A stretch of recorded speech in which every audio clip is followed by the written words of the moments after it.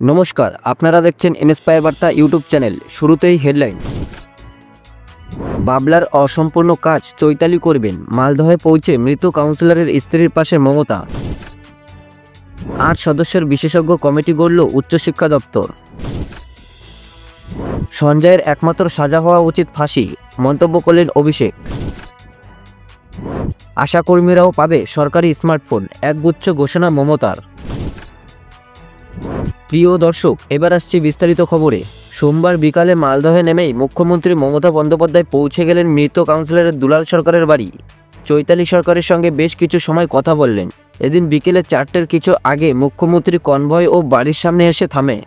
মুখ্যমন্ত্রী নেমে বাড়ির ভেতর ঢুকে যান। রাজনৈতিকভাবে এই ঘটনা অত্যন্ত গুরুত্বপূর্ণ, এমনই মনে করছেন ওয়াকিবহাল মহল। বিকেল 4:30 পর মুখ্যমন্ত্রী মৃত কাউন্সিলরের বাড়ি থেকে বেরিয়ে আসেন। তিনি বলেন, বাবলার অসম্পূর্ণ কাজ চৈতালি করবেন। বাবলা আমার চিরকালের পরিচিত, ও আমাদের একজন নিরলস কর্মী ছিলেন। এলাকায় মানুষের কাছেও পপুলার ছিলেন। মুখ্যমন্ত্রী এদিন আরও বলেন, মালদহের রাজনীতিটা আমি ঠিক বুঝি না। এমপি ইলেকশনও আপনারা দেখলেন, 2টো সিটেই আমরা হারলাম। ইংলিশ বাজারে এমএলএ ইলেকশনেও হেরেছি, কিন্তু কাউন্সিলর ইলেকশন জিতে যাই। রহস্যটা কি? এছাড়াও মুখ্যমন্ত্রী বলেন, আমি চৈতালির সঙ্গে ডিটেলস আলোচনা করলাম। আপনারা দেখতে পারলেন আমার সঙ্গে কেউ আসেনি, আমি একা এসেছি। আমার সঙ্গে এসপি আইবি এসেছেন। যে যতই বড় হোক না কেন, প্রয়োজনীয় ব্যবস্থা নেওয়া হবে, তাও জোরালোভাবে বলেছেন মমতা বন্দ্যোপাধ্যায়। 2 জানুয়ারি মালদহের ইংরেজবাজার পুরসভার তৃণমূল কাউন্সিলর দুলাল ওরফে বাবলা সরকার খুন হন। সেদিন সকালে নিজের কারখানায় যাচ্ছিলেন কাউন্সিলর। 4 দুষ্কৃতী কাউন্সিলরকে ধাওয়া করে একাধিকবার গুলি চালায়। সেই খুনের পরেই মালদহের রাজনীতিতে জোর চাঞ্চল্য ছড়িয়েছিল। ঘটনার কথা জানতে পেরে অত্যন্ত ক্ষুব্ধ হয়েছিলেন মুখ্যমন্ত্রী। জেলা পুলিশ সুপারকে অপদার্থ বলে কটাক্ষ করেছিলেন। তারপর ঘটনার তদন্তে একাধিক তথ্য উঠে আসে। তৃণমূল নেতা খুনে পরবর্তীকালে গ্রেপ্তার হন জেলার তৃণমূলেরই অপর 2 নেতা নরেন্দ্রনাথ তিওয়ারি ও স্বপন শর্মা। তারা ঘটনার অন্যতম চক্রী বলে তদন্তে উঠে এসেছে।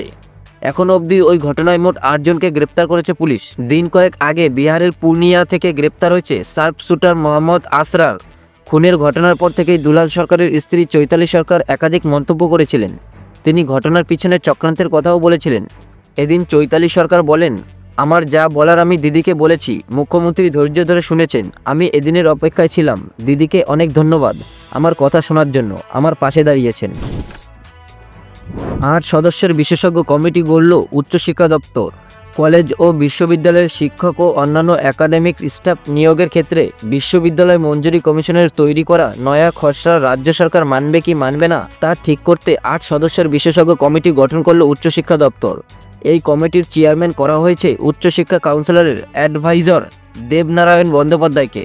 আগামী 31শে জানুয়ারির মধ্যে কমন্স মেজরিটিকে রিপোর্ট জমা দিতে বলা হয়েছে। দেবনারায়ণ বন্দ্যোপাধ্যায় ছাড়া এই কমিটিতে রয়েছেন বর্ধমান বিশ্ববিদ্যালয়ের প্রাক্তন উপাচার্য তথা ডিরেক্টর অব পাবলিক ইনস্ট্রাকশন অধ্যাপক নিমাই চন্দ্র সাহা, পশ্চিমবঙ্গ কলেজ সার্ভিস কমিশনের সদস্য অধ্যাপক দীপক কর, যাদবপুর বিশ্ববিদ্যালয়ের অধ্যাপক ওম প্রকাশ মিশ্র, কলকাতা বিশ্ববিদ্যালয়ের লাইব্রেরি অ্যান্ড ইনফরমেশন বিভাগের প্রধান অধ্যাপক সবুজ কুমার চৌধুরী, পশ্চিমবঙ্গ রাজ্য বিশ্ববিদ্যালয়ের উপাচার্য অধ্যাপক সৌরেন বন্দ্যোপাধ্যায়, প্রেসিডেন্সি বিশ্ববিদ্যালয়ের রেজিস্ট্রার ডক্টর দেবজ্যোতি কোনার এবং উচ্চশিক্ষা দপ্তরের বরিষ্ঠ আইনি উপদেষ্টা শিলাদিত্য চক্রবর্তী। সঞ্জয়ের একমাত্র সাজা হওয়া উচিত ফাঁসি, মন্তব্য করলেন অভিষেক। আরজিকর কাণ্ডে প্রথম থেকেই একজনকেই দোষী সাব্যস্ত করা হয়, সিভিক ভলেন্টিয়ার সঞ্জয় রায়। কেন্দ্রীয় তদন্তকারী সংস্থা সিবিআইয়ের তরফ থেকে যেই চার্জশিট বারবার পেশ করা হয় আদালতে, তাতে নাম উঠে আসে শুধুমাত্র সঞ্জয়েরই। গত শনিবার শিয়ালদহ আদালতের তরফ থেকে সঞ্জয়কে দোষী সাব্যস্ত করা হয়। আজ আদালতে সিবিআই দাবি করেন এই ঘটনা বিরলের চেয়ে বিরলতম, তাই সঞ্জয় রায়কে ফাঁসি দেওয়া উচিত। উল্লেখ্য, 2024-এর 9 আগস্ট আরজি করে ঘটে যায় মর্মান্তিক ঘটনা। কর্মরত অবস্থায় এক জুনিয়র চিকিৎসককে ওঠে ধর্ষণ করে খুনের অভিযোগ। প্রথমে এই ঘটনার তদন্তে নামে রাজ্য পুলিশ। ঘটনায় গ্রেপ্তার করা হয় সিভিক ভলেন্টিয়ার সঞ্জয় রায়কে। তারপর কেন্দ্রীয় তদন্তকারী সংস্থা সিবিআই এই ঘটনার তদন্তে নেমে গ্রেপ্তার করে সঞ্জয় রায়কে। পরে অবশ্য গ্রেপ্তার করা হয় আরজি করে প্রাক্তন অধ্যক্ষ সন্দীপ ঘোষ এবং টালা থানার ওসি অভিজিৎ মণ্ডলকে। কিন্তু সিবিআই 90 দিন পেরিয়ে গেলেও সঠিক চার্জশিট তাদের বিরুদ্ধে জমা দিতে না পারায় এই কেস থেকে অব্যাহত পান তারা। ইতিমধ্যে নিজের ক্ষোভের কথা বলেছেন মুখ্যমন্ত্রী মমতা বন্দ্যোপাধ্যায়। আর এবার তৃণমূলের সাধারণ সম্পাদক অভিষেক বন্দ্যোপাধ্যায়ও এই ইস্যুতে ক্ষোভ উগরে দিলেন। তিনি বললেন, সঞ্জয়ের একমাত্র সাজা হওয়া উচিত ফাঁসি, জেলে রেখে খাইয়ে পড়িয়ে টাকা অপচয় অর্থহীন। আশাকর্মীরাও পাবে সরকারি স্মার্টফোন, একগুচ্ছ ঘোষণা মমতার। নতুন বছরের প্রথম মাসেই অঙ্গনওয়াড়ি কর্মী বা আইসিডিএস কর্মীদের জন্য সুখবর দিল পশ্চিমবঙ্গ সরকার।